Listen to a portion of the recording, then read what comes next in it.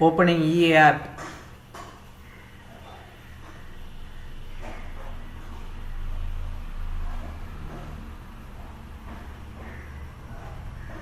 The app failed to launch. The app couldn't connect to EA servers and will continue to try to connect. The app failed to launch. Error message is showing.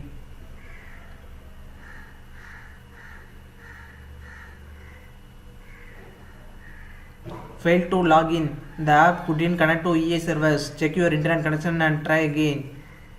Error code EC10005.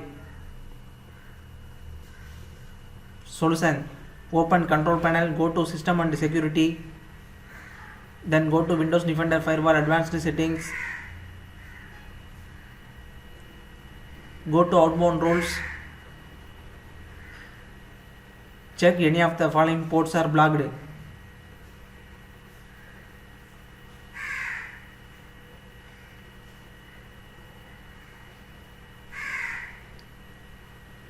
Here ports are blocked, so disable rule to unblock the ports. Now I can launch EA app without error.